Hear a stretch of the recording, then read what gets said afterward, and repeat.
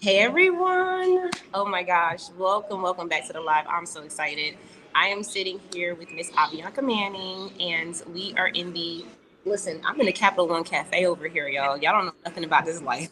but I'm really encouraged and I'm really excited. I had to get in a nice, comfortable space. I know Avi and I've known Avi for years, and I want y'all to get to know more about her. We did a live a couple months back, and Avi was expressing all of the new things in her business. And now we're going to come back for an update. So, Avi, go ahead and talk about who you are and what you do, and we'll get into the conversation. Absolutely. So I'm Avianca Manning. I am a single mom of two amazing neurodivergent children. At one point in my life, I felt like I could do all things. And while I believe that I can still do all things and do hard things, I have taken a major plateau in this past year. But I'm finding my footing, and we're going to get into exactly the then and the now. And I can't wait to share it with you guys. I love it. And see, I know how straight to the point you are. You like to get things done.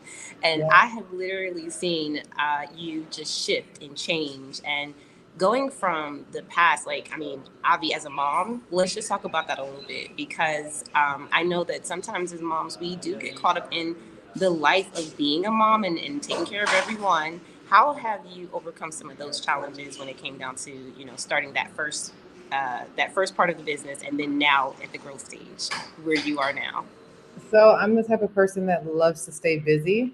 And there were a couple of times in the past year, I like to refer to like my Jesus year, right? When I was 33, living that Jesus year, there was a lot of like, girl, sit down.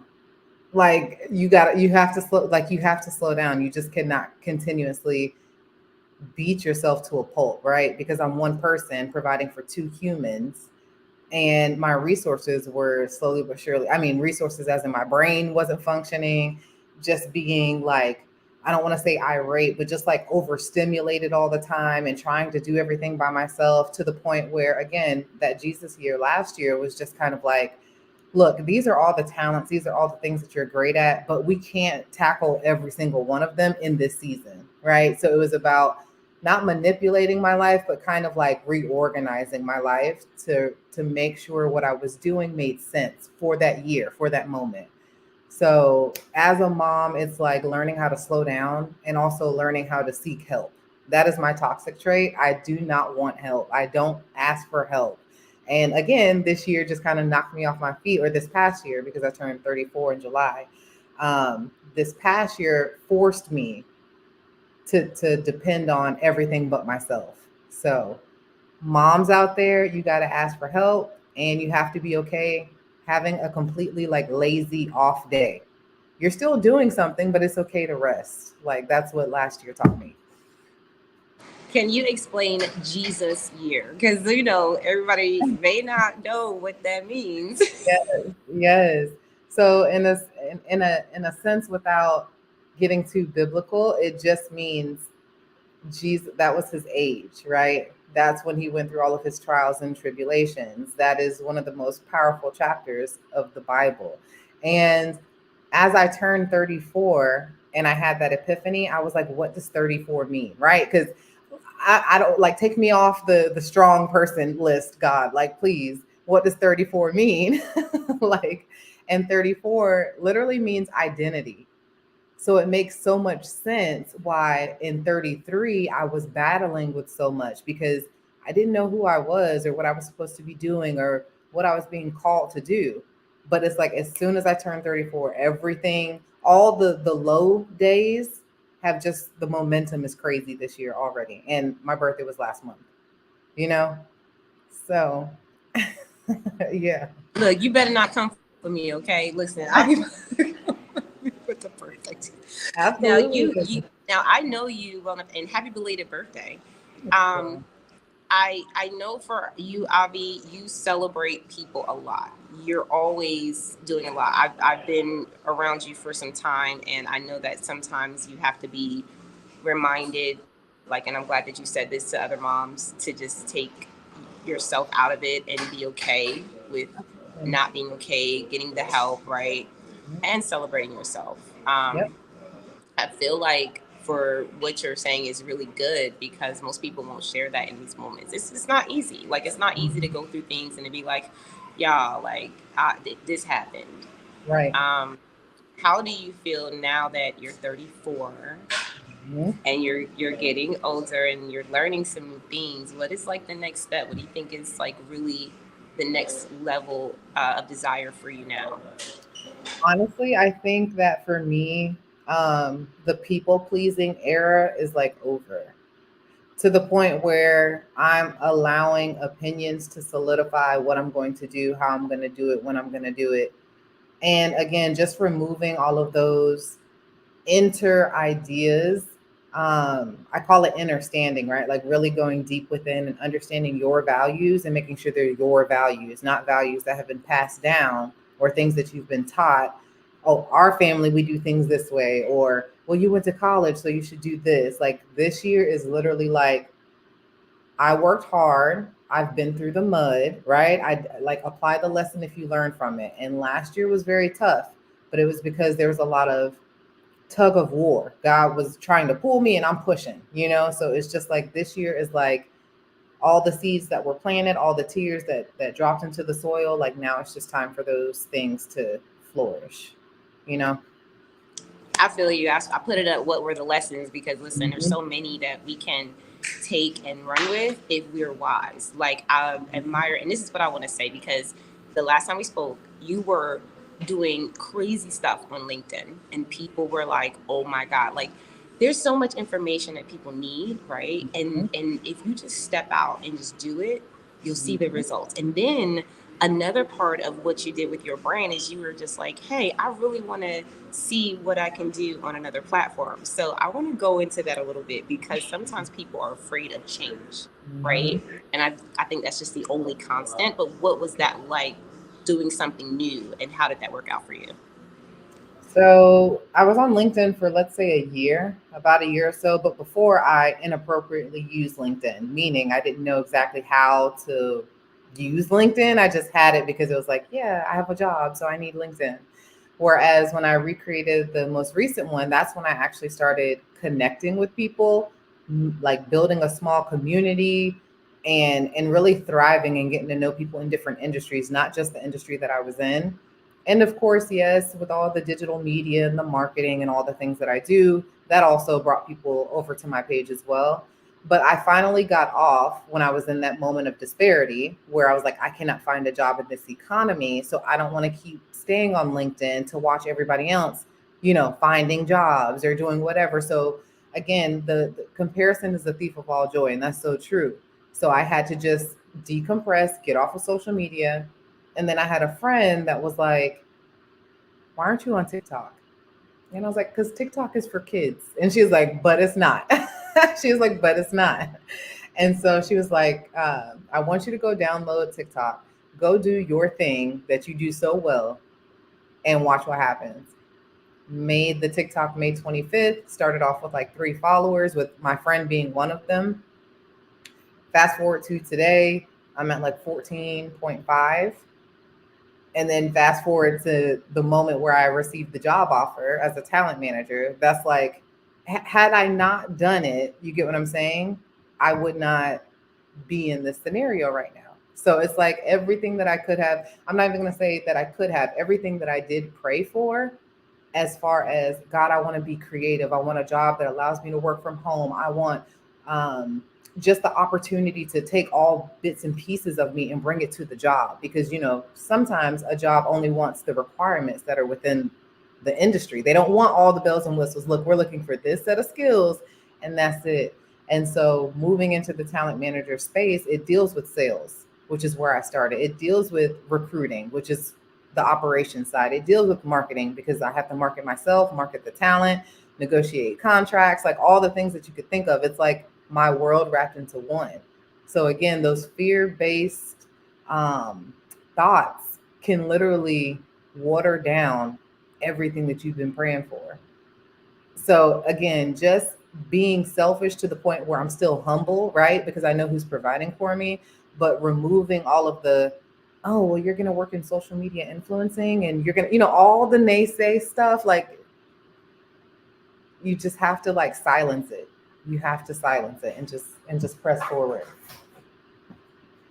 I just think this is powerful because there's so many lessons to be learned, even from your story for someone else, right? Um, LinkedIn is definitely a great platform. Like I use it, but I use a lot of different platforms too because you're right. Like you don't know where your audience is until you try them, and there are misconceptions, and so we do have to have good people around us to be like, "Girl, no, like let me show you something." One thing I want to expand on here in this interview is your level of relationships. I talk about this in some of our rooms where we teach some of the members about how to build meaningful relationships. And I remember when we met, and I remember when you invited me on a trip, and I met some of your other friends, and I was like, "Yo, this girl is like, she values people. She really like invests in people, and that's important." And sometimes that it's a little risky because you can invest in people that can't invest back. But Absolutely. I think, like, to you, I think you do a really good job, and it's just my opinion, but I think you do a really good job of building relationships, and I think that that does have an impact on how successful you are. Like, I want to hear your comment on that and what you feel towards that as well.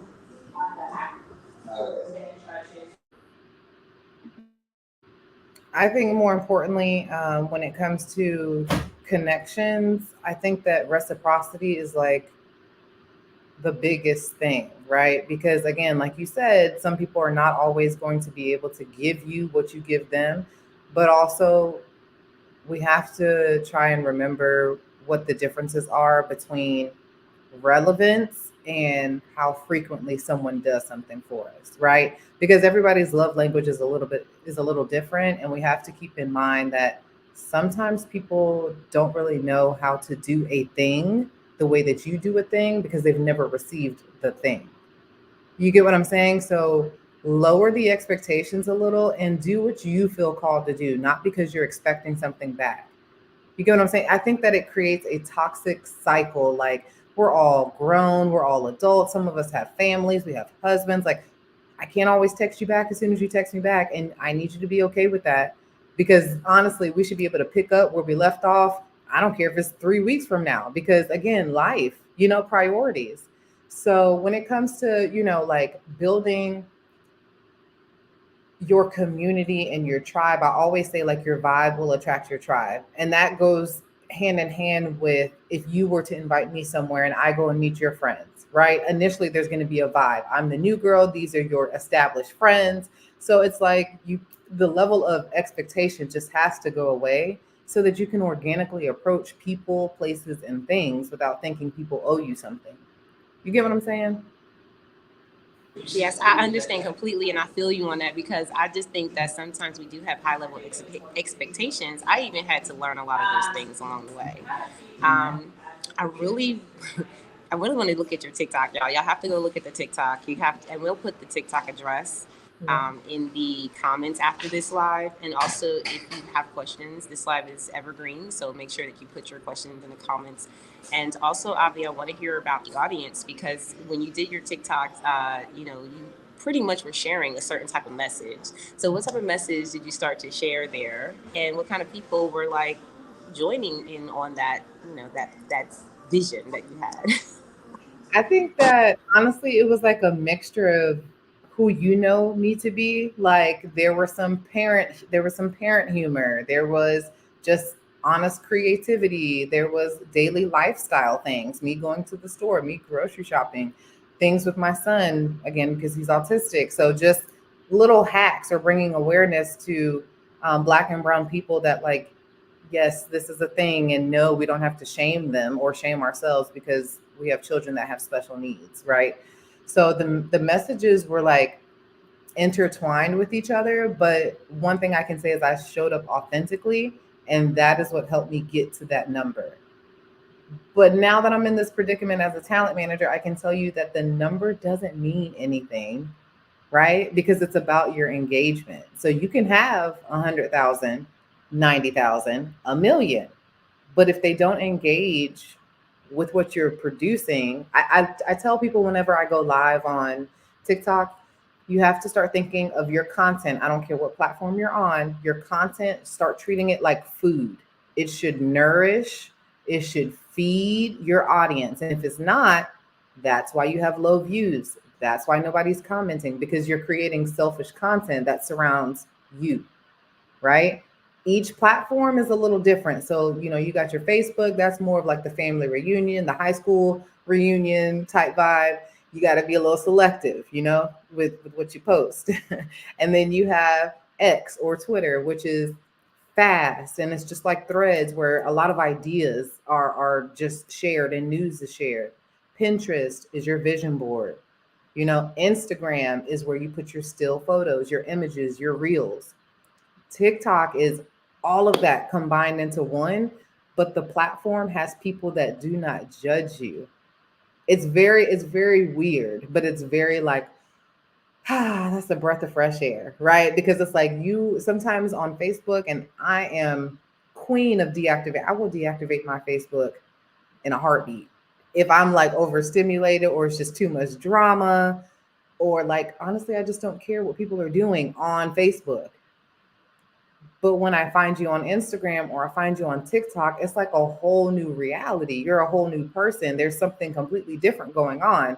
And for whatever reason, it makes me feel called to doing that. So I always say, if you're going to get on TikTok, especially, I've only been on there 3 months this month, but if you're going to get on TikTok, then just be you, because people know and they can see it, they can feel it, they can hear it, and they just want authenticity. And when you're talking about your kids, right? Because we know that there are so many different things that you could talk about, right? You could talk about your family, you can talk about your work, you can talk about, new things, and you can just be funny if you want to, right? Some of the things I think is so interesting is that you said you could be authentic above all those things. Like, Mhm. what do you say to people who are just like, yeah, I am being authentic, but they don't really actually show up the way they need to, like physically, right? Because I think like sometimes authenticity is great, but if they can't see your face, hear your voice, hear what's going on behind the scenes, then it's kind of like you're still hiding a little bit in the shadows. I mean, I could be wrong. I mean, but what do you say to women who are like, I want to be really authentic, but I don't show my face? I'm going to tap into the fact that there's faceless marketing. That is such a thing. And there are so many people who are thriving right now in TikTok shop or just content creation, period, where all you see is their hands. That is a thing. You don't have to Wait, wait, necessarily. wait, wait, wait, wait, wait. So when you say like, what are they doing with their hands though? Like, what kind No, of like content can they make with that? if I So were cool. selling this bottle of water, the way that I would record it is, me ASMR. Do you know what that is? Where it's sounds. So there's so many ways to sell something with just your hand, depending on how you're recording it. So I don't want to hear, oh, I'm shy or fill in the blank, because there are way too many ways and opportunities to make money on the app. There's way too many. Nothing but options at this point. I love the honesty. I just say that because we just knock out all types of excuses in this community. Yeah, I've always just been like that type yeah, of person where I feel like we have too many women that are just doing it, right? And everyone is unique to their own ability, but we all are limitless. So, yeah, how about we just learn how someone is doing it and then be encouraged and empowered to do it ourselves? So that's why I wanted that level of empowerment for anyone who feels a little bit like, well, I don't want to show my face. And social media is about glamorous things. And it's like, no, just use your hands. Just open up a bottle of water, absolutely. ASMR. So with your TikTok, how can people reach you? Like, tell them what your TikTok is. And then I also want you to put it in the comments or the chat, whichever one, because we're going to post it up there. Okay. And I also want you to tell them, about your future plans because, we always look for goals and we always look towards the future. And I know that sometimes when you do new things, it opens up like a world of like, oh, I didn't even think about that. So did any of that come up for you? And just tell us like future plans. Future plans is to honestly grow as much as possible as far as knowledge when it comes to being in the talent manager, social media, influencer marketing scope. Because again, I get to be very, very creative as far as marketing myself and the brand that I work for. And building like amazing connections because there are so many influencers out there. Um, I don't know where this is gonna take me. Like this is where I'm starting, but that doesn't mean I won't be moving to a different agency or a different brand in the future. So essentially, I'm in the learning stages, but like I said, it's not too different than doing HR recruiting in an operations position. Just learning to understand the what winning looks like or what the ideal customer or the ideal employee looks like. Um, and I can't wait to go to like PR events and all the things and like shake hands and make friends and build those long lasting relationships because that's what I'm about. And like for talent acquisition, right? When people are hearing this, because you have two different things going on. You have your own personal brand because people can actually hire you independently. And Yeah. then and as an influencer, of course, we all make money as influencers. Like that's the money's there to go ahead and monetize it. But Hmm. I also want to hit on the fact that people right now that are just learning about your new position that you got from just taking that step of faith and going out there and betting on yourself on a whole nother platform, and now you get the job that you actually wanted. And it's the best of all worlds. But when people are coming to you now, what kind of people are you looking for? Like if someone is looking to be in a position where they're getting the opportunities to, I don't know, be in movies, being whatever, being an influencer themselves, do they come to you, or what kind of people should be looking for you?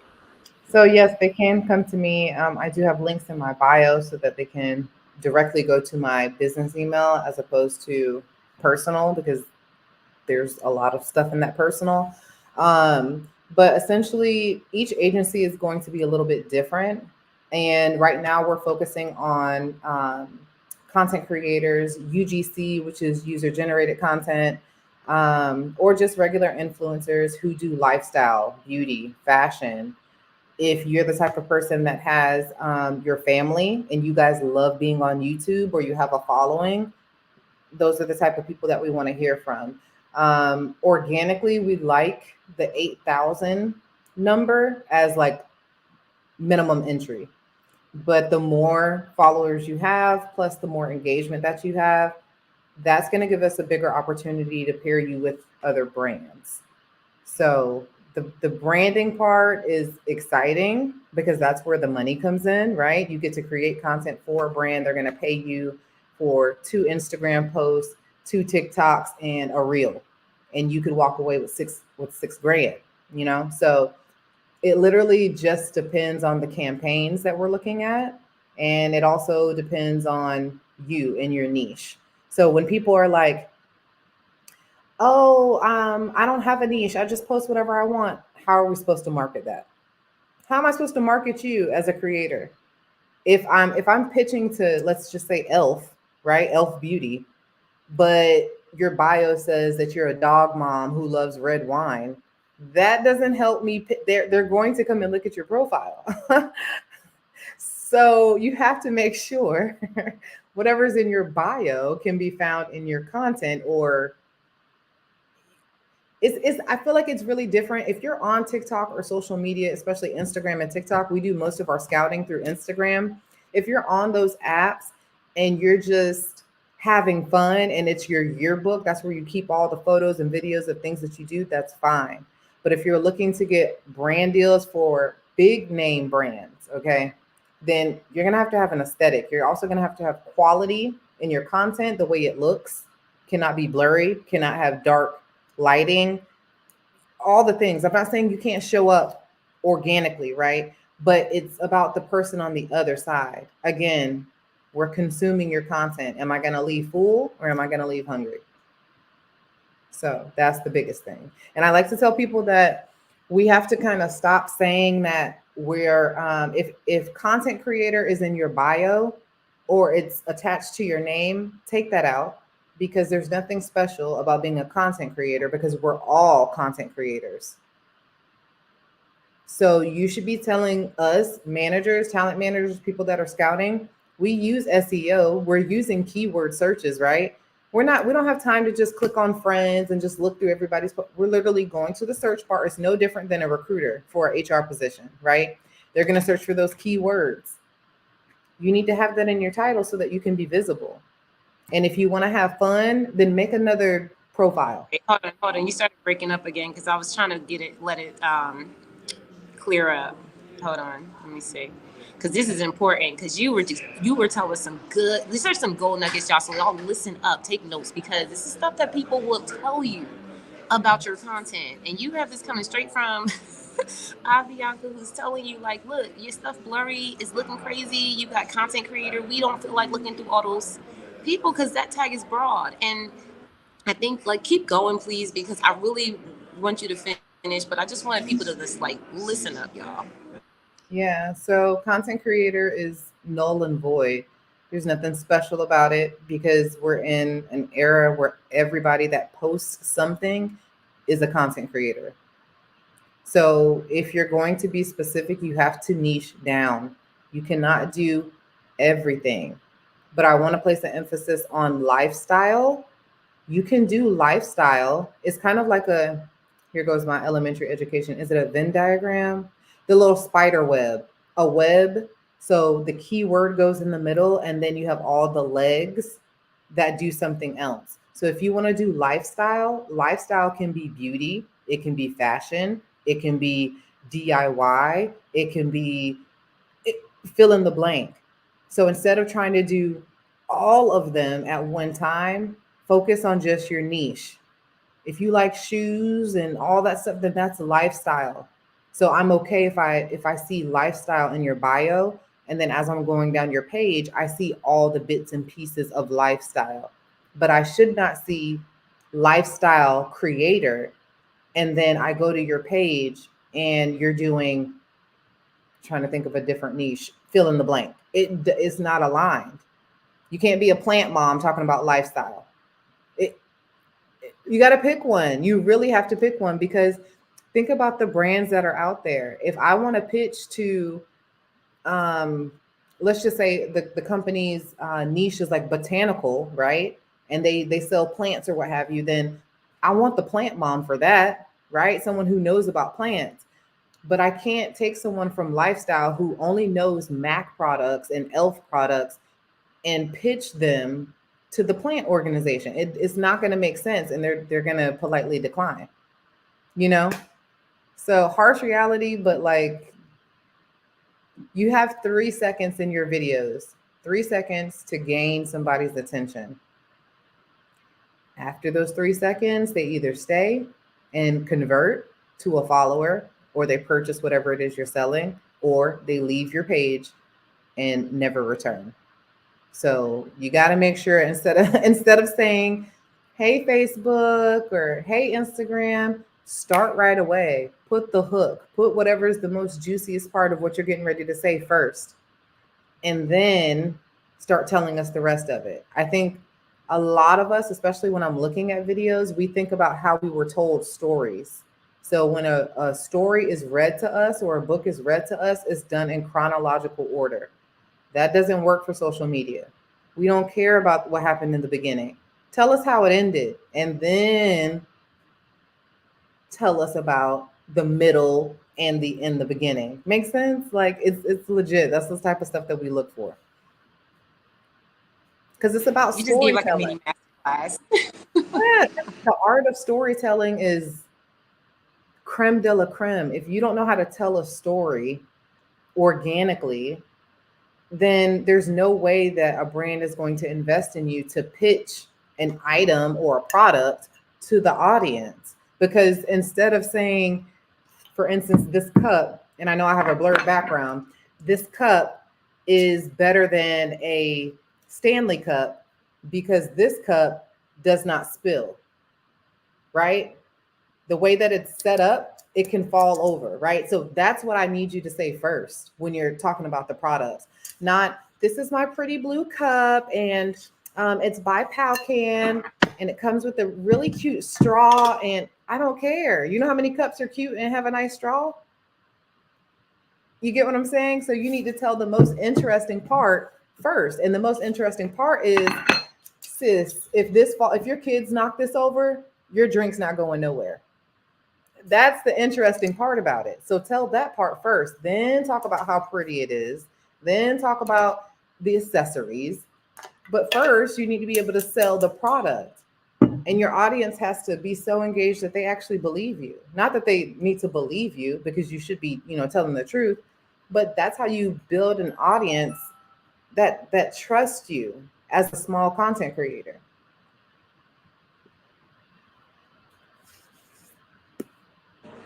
Okay. Well, girl, listen. We're. I heard some of it. The last part you just started breaking up just a little bit at the end, but I Oh, heard the part, all of it with the cup, and you showed the demonstration. We got that part. And here's mhm. what I love about this, and we're about to end the interview because Yeah. I'm very mindful of time, and Avi just came back for a second time to give us just a little bit more of a taste of what's happening in her business world, her life. We haven't elaborated on everything yet, so we'll have more to come in the future. But I will say this, congratulations on your success, because this is something that I think we need to celebrate the wins every time. And I know that we talk, about our wins, but we want to encourage everyone. Like any time you make a decision to bet on you need to be celebrating that. With regards to celebration, and it's the last question I'm going to ask you, how did you celebrate yourself? Like, what came out of that, accomplished version of you, and how did you, really reward yourself? Very cliche, but I subtly told my parents, just subtly, because like I said, with last year, after being through so much, I'd be damned if I lose it because I go on this high horse. So I didn't throw a party. I didn't crack open a bottle of wine. I just said, thank you, God. And when can I start? That's it. That's it. I just wanted to get started, because again, I had been down for so long that it's just like humble beginnings, humble beginnings. I'll celebrate later. But we'll celebrate you with you right now, y'all. Give her hearts, give her party hats, Yes. give her everything, because I Thank you, think like guys. we just gotta always look at this. Community does that, and Yep. even when we're humble enough to just be like, I'm just ready to go, right? Like I'm ready to Yep. start. And in even those times, I celebrate you and any woman who bets on themselves every time. And I think that that is also an external motivation, right? That we have. We need internal and external motivation, but it builds confidence for us to keep going. So thank Yep. you for just, always doing what you do. Any final words for our audience before we get out of here? So many, I'm trying to narrow them down. But honestly, step out on faith and find you sisters in prayer, the ones that pray for you without you having to ask, the ones who give you space to cope, and the ones that don't push you to get over what you're struggling with. 100%. Mm-hmm. That's powerful. Thank you, Abby. I You're really, truly welcome. appreciate you. Y'all, make sure you follow her on TikTok. I'm going to come for y'all if you don't. And also make sure that you check out all the things that she's doing. And for those of you who are like interested in about, even being in a place of a creator, using your talents, reach out to Avi. She has all the answers clearly. So thank y'all for listening, and we'll see y'all next time. Bye.